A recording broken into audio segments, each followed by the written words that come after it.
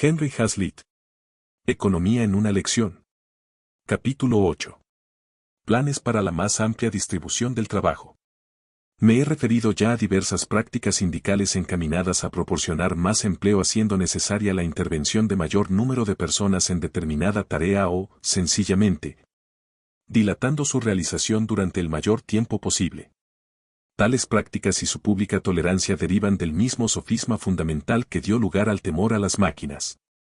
El error radica en el convencimiento de que una forma más eficiente de hacer algo elimina empleos, con el obligado corolario de que una modalidad menos eficiente los crea.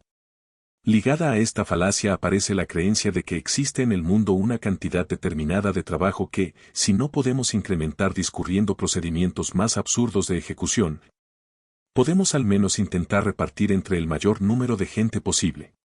Este error se oculta en la minuciosa subdivisión del trabajo sobre la que insisten los sindicatos. En las grandes ciudades y sobre todo en las industrias de la construcción, tal subdivisión se hace más tangible. No se permite a los albañiles emplear mampostería en una chimenea, trabajo que se considera exclusivo de los canteros. Un electricista no puede desmontar un panel y volverlo a instalar para hacer una conexión eléctrica, porque tal trabajo, por sencillo que sea, solo debe ser efectuado por un carpintero. Un fontanero no puede levantar o reponer una baldosa para eliminar un escape de la ducha, esta tarea concierne a un alicatador. Los sindicatos mantienen constantemente una furiosa batalla de huelgas jurisdiccionales para asegurarse la exclusiva de los trabajos de dudosa asignación. En una declaración recientemente preparada por los ferrocarriles americanos para el Comité Fiscal y de Procedimiento Administrativo, aparecen innumerables ejemplos en los que la Junta de Regulación de los Ferrocarriles Nacionales había decidido que todas y cada una de las tareas en el ferrocarril, por insignificantes que sean, tales como hablar por teléfono o montar o desmontar un interruptor, son de tal forma exclusivas de una clase determinada de empleados que si uno de otra clase, en el curso de sus normales obligaciones, realiza tales tareas, no solo debe percibir por ello, con carácter extraordinario, el salario de un día, sino que, además, los miembros excedentes o en situación de paro de la especialidad destinada a efectuar la operación deben recibir el salario de un día por no haber sido llamados a realizarla. Es verdad que algunos individuos pueden ser beneficiados a expensas de los demás por esta minuciosa y arbitraria subdivisión del trabajo, siempre que ello ocurra exclusivamente en sus respectivos gremios. Pero los que apoyan esta teoría como práctica general olvidan que su aplicación eleva siempre los costos de producción y que, en definitiva, reduce la demanda de trabajo y los bienes producidos. El propietario de una casa que se ve forzado a emplear 2 hombres para realizar el trabajo de uno, proporciona, ciertamente, empleo a un obrero extra. Pero sus disponibilidades económicas quedan reducidas justamente en esa medida, reducción que le impedirá invertir igual cantidad en algo que ocuparía a algún otro operario. Como su cuarto de baño ha sido reparado a un costo doble del normal, decide no comprar un nuevo suéter, como pensaba. El trabajo no se ha incrementado, porque un día de empleo de un alicatador innecesario ha supuesto un día de desempleo de un productor de suéteres u operario de máquina. Sin embargo, el propietario de la casa ha resultado perjudicado, porque en lugar de tener reparada la ducha y haber adquirido el suéter, ha de resignarse solo con lo primero. Y si consideramos el suéter como parte de la riqueza nacional, el país dispondrá de un suéter menos.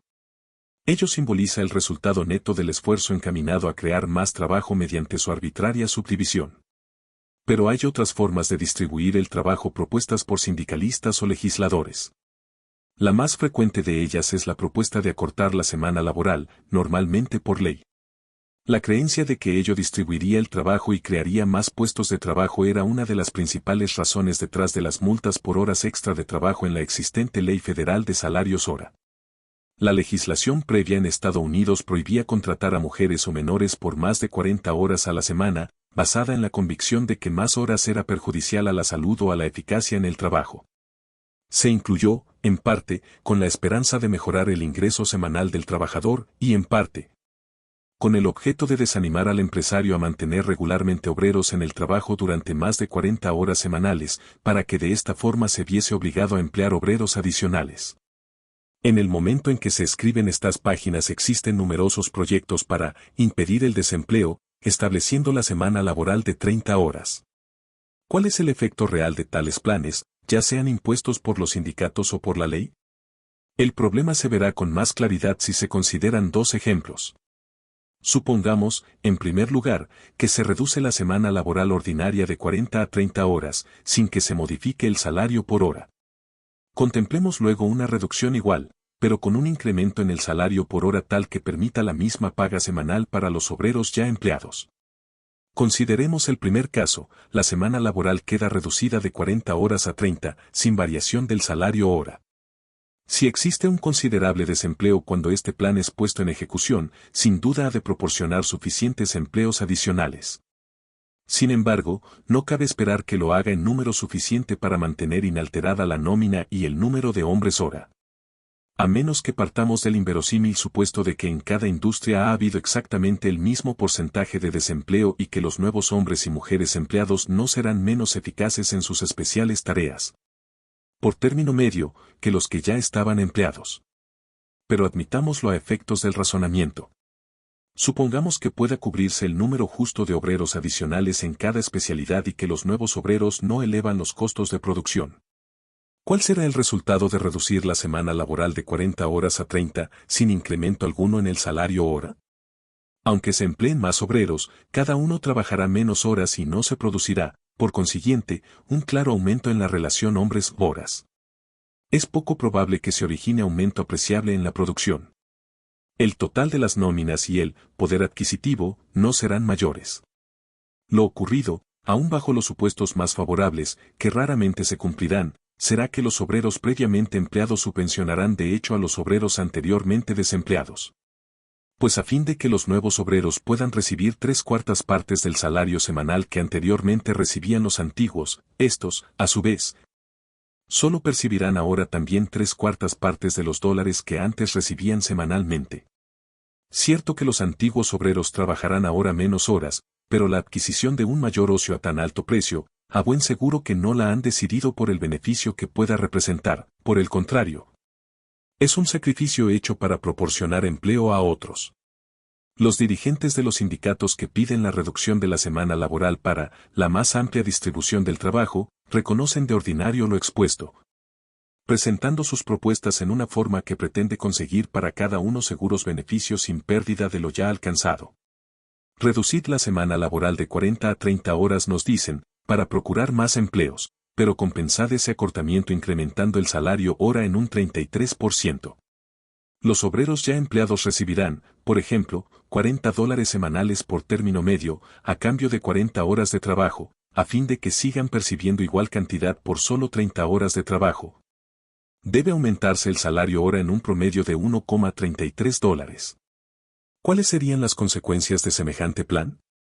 La primera y más evidente sería la elevación de los costos de producción. Si suponemos que los obreros ganaban, cuando trabajaban 40 horas, menos de lo que permitían el nivel de los costos de producción, los precios y los beneficios, podrían haber logrado el incremento de salario hora sin reducir la duración de la semana laboral. Podrían, en otras palabras, haber trabajado igual número de horas percibiendo su íntegro salario semanal aumentado en un tercio, en lugar de recibir, con su nueva semana de 30 horas, una cantidad semanal igual a la anterior. Pero si con la semana de 40 horas ganaban ya un salario tan elevado como el nivel de los costos de producción y precios hacía posible, y el mismo desempleo que tratan de suprimir puede ser signo de que ya obtenían incluso más que eso, entonces el incremento en los costos de producción, como resultado del 33% de incremento en el salario hora, será mucho mayor de lo que puede soportar el existente régimen de precios, producción y costos. Por consiguiente, el resultado de la elevación de salarios será un desempleo mucho mayor. Las empresas más débiles habrán de cerrar sus puertas y los obreros menos eficientes serán despedidos, reduciéndose la producción en todos los órdenes. Una elevación en los costos de producción y una reducción en la existencia tenderán a elevar los precios, con la consiguiente disminución del volumen de mercancías que podrán adquirir los obreros con igual número de dólares. Por otra parte, el aumento del desempleo retraerá la demanda y ello provocará un descenso en los precios. El nivel que finalmente alcancen dependerá de la política monetaria que se adopte. Pero si se persigue una política de inflación monetaria que permita el pago de los incrementos de salarios hora mediante una elevación de precios, Ello representará simplemente una forma velada de reducir los salarios reales, que volverán a ser iguales a los de antes en cuanto a capacidad adquisitiva. El resultado sería, pues, el mismo que si la semana laboral se hubiese reducido sin aumento en el salario hora, cuyas consecuencias ya hemos analizado. En una palabra, los planes distributivos del trabajo se apoyan en la misma rara ilusión que venimos considerando desde el comienzo de la obra. Las gentes que defienden tales medidas piensan solo en el empleo que proporcionarían a grupos o individuos aislados, no consideran cuál sería su efecto sobre toda la comunidad. Se fundamentan también estos planes, como antes señalábamos, en la falsa creencia de que existe una cantidad fija de trabajo por realizar. No se concibe mayor desatino. No hay límite al trabajo por hacer, mientras haya necesidad o deseos humanos insatisfechos, que el trabajo pueda atender. En una moderna economía de mercado se realizará tanto más trabajo cuando los precios, costos y salarios se hallen en las mejores relaciones de reciprocidad. Más adelante veremos cuáles son dichas relaciones.